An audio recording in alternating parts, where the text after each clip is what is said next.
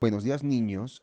Esta es la clase virtual del curso de Ciencias Sociales para el tercer año de secundaria. Yo soy el doctor José Villavicencio y nuestro tema de hoy es el antiguo régimen. El antiguo régimen fue denominado así desde la Revolución Francesa, con un sentido negativo, haciendo referencia a lo que se tenía que destruir. ¿Y a qué se refería lo que se tenía que destruir? Era ese conjunto de instituciones, ese conjunto de estructuras y de supercherías que existieron entre el año 15 y el año 17 en que empezaron las revueltas por derrocar ese régimen abusivo. Este régimen se caracterizaba por una economía eminentemente agraria, tanto por el origen de la riqueza como por la importancia de la población rural. La gente tenía que vivir en el campo, porque si no, no había riqueza. Entonces el terrateniente, el dueño de la tierra, el que se aprovechaba de todo eso y siempre se volvía más millonario, y el campesino se volvía siempre más pobre. Además, era una sociedad estamental. ¿Qué quiere decir estamental? Que tiene un conjunto de estamentos y esos estamentos eran inamovibles. Entonces se sabe el rey, abajo estaba la nobleza con el clero y abajo en la base estaban los campesinos, la burguesía, la gente sin hogar, la gente sin trabajo. Y que una persona de un estamento inferior quisiera pasar a uno superior era casi imposible, hasta que en un momento se empezaron a vender títulos, pero al principio era casi imposible. Entonces, los únicos beneficios que se obtenían eran familiares. Si yo nací en la nobleza, iba a morir en la nobleza, pero si yo nací campesino, también iba a morir campesino.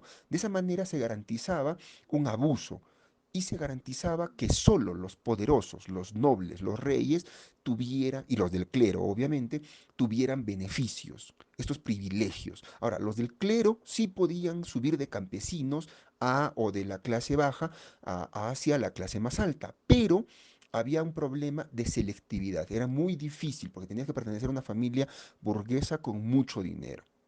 Eso hacía casi imposible. Ahora, jurídicamente era desigual. ¿Por qué? Porque no todas las personas valían lo mismo. Algunas personas tenían esos privilegios que les mencioné y eso los hacían acreedores de exenciones de obligaciones. No pagaban impuestos o como si quieren recordar la película Braveheart, Corazón Valiente, el protagonista empieza su lucha porque el noble de la ciudad viene a querer pasar la primera noche con su esposa. Entonces, de esta manera, el poblador común y corriente del estamento más bajo era siempre abusado. Y empezaron a generarse dentro de los burgueses las compras de títulos. Como tenían mucho dinero, entonces compraban título de marqués, duque, vizconde y entraban a la nobleza. Pero eso no cambiaba el sistema, simplemente lo alteraba un poquito, pero seguía siendo injusto. Entonces, poco a poco, la gente se empezó a aburrir, sobre todo los burgueses educados, los que iban a la universidad, empezaron a pensar por qué tenía que tener el rey derechos que no se había ganado. Y en 1789 estalla la revolución en Francia. Esta revolución eh, tenía tres principios: el principio de igualdad, de fraternidad y de unidad. Con esos tres principios, la nobleza, en este caso Luis XVI, el rey, y la reina María Antonieta, estaban de más. Los derrocaron, los capturaron y les cortaron la cabeza en la guillotina. Este antiguo régimen tenía, como les dije, una base agraria. Era tan primitivo que necesitaban incluso el arado y la misma fuerza humana o hasta utilizar la fuerza del viento o la fuerza del agua para poder moler granos, utilizarlo como maquinaria, etcétera. Tenía una forma de gobierno absolutista. Es decir, que el rey, al ser descendiente divino, no le debía explicaciones al pueblo. Entonces los límites a su mandato, los límites a su poder, no existían.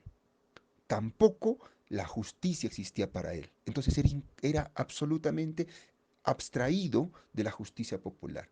En cambio, todos los demás que vivían dentro de su reino sí tenían que estar adscritos a esa justicia popular. Bueno, niños, continuaremos con el tema la siguiente clase. Cualquier duda o inquietud, dejen en la caja de comentarios. Hasta la próxima.